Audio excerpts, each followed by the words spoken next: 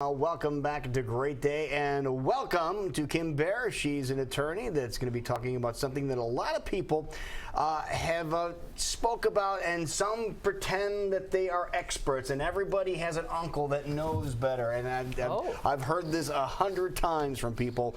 We're talking about common law, and especially in the state of Iowa, Jackie. Well, people probably talk to you, Lou, because you like to date for a really long time. Yeah, well, one person in particular, right. Kathy and I, we saw each other for 20 years and 6 months before we finally got married. We ran off to Vegas and we got married, but we were together for 20 years and 6 months. Well, after a short period of time, the majority of her relatives and my relatives were saying, oh, you guys are common law anyway. Right, and I said, what do you mean by that? And not in Iowa, it's not. And so it was an ongoing argument for, seriously, almost 15 years. So what is the definition of common law in Iowa? Right. So in Iowa, there's a misconception. A lot of people come into our office and they say, I've been together with this person for 7 years. And I've heard that if I've been together for 7 years that we're common law married. And the time frame has no bearing on it whatsoever. You could be common law married after just a few months. It really is. Really? Yeah, it's how you. Look at Jackie's you better face. be careful, but you're married now. I'm married now. Yeah. See, I have the proof right there. Okay. So the test is: do you hold yourself out as being a married couple? That's really the test.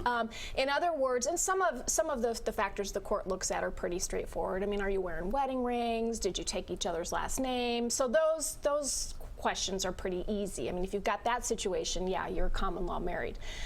Where we get into, a little bit more of a gray area is when you don't do those things.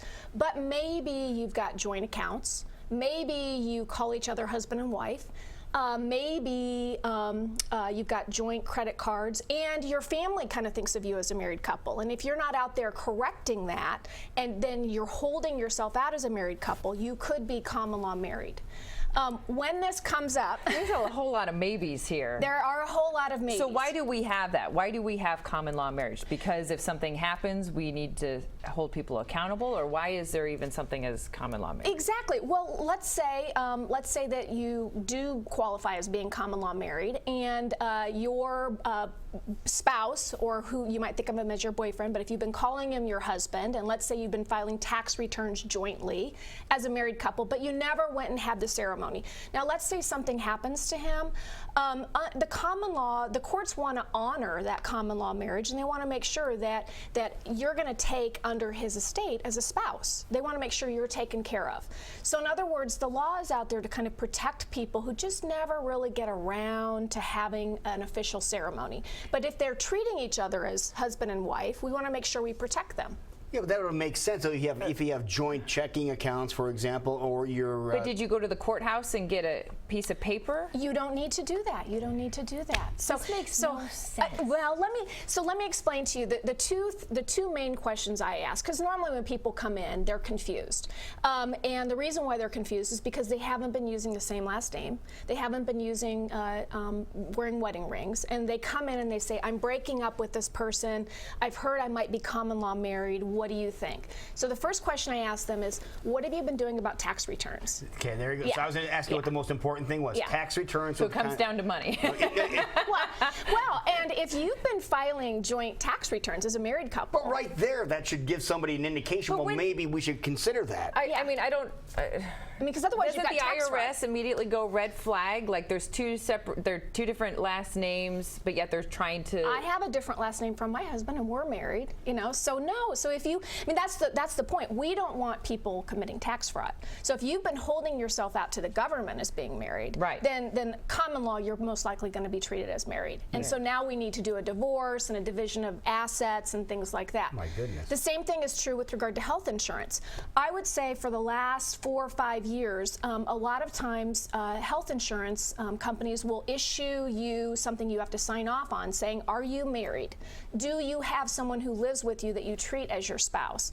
And so that's the other question we ask people. Have you added this person to your health insurance policy, and have you said that you're doing it because they're a spouse?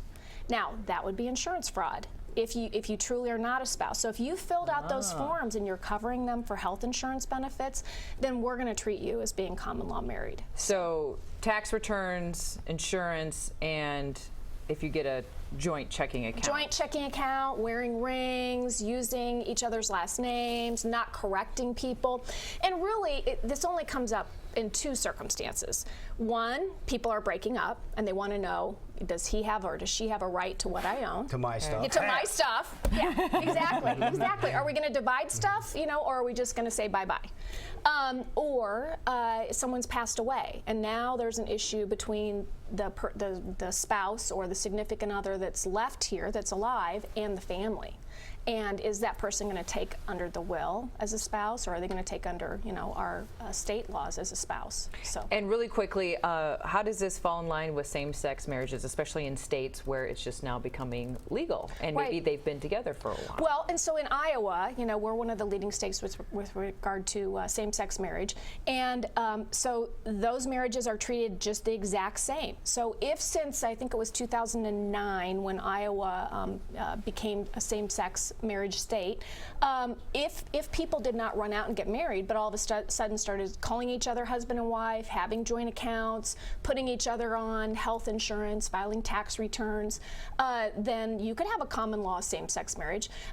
Under the law, this is the reason why we have same-sex marriage. We treat people equally, and so the common law marriage would apply to them as well. So you have same-sex divorces then? Yes, I have a few that I'm doing right now in the office. Yeah. So if you any common law ones yet that you've run across? No, most of the people, because they fought so hard to be able to get a marriage certificate, they go and they get it. Okay. And so, That's great. Okay. Yeah. Wonderful. Interesting. Now, people want to get a hold of you for any further Sure. information. What's the easiest way? I love your billboards, by the way. Oh, thanks. We're across from Vets Auditorium. Just give us a call at 515-INJURED. We offer a free 30-minute consultation. There it is. Perfect. Yeah. Wonderful. Okay. Thank you. Good Thanks. Good seeing you Clearing that guys up. too. Yeah. It is 2 minutes past 8 o'clock. We'll be back. This is a great day.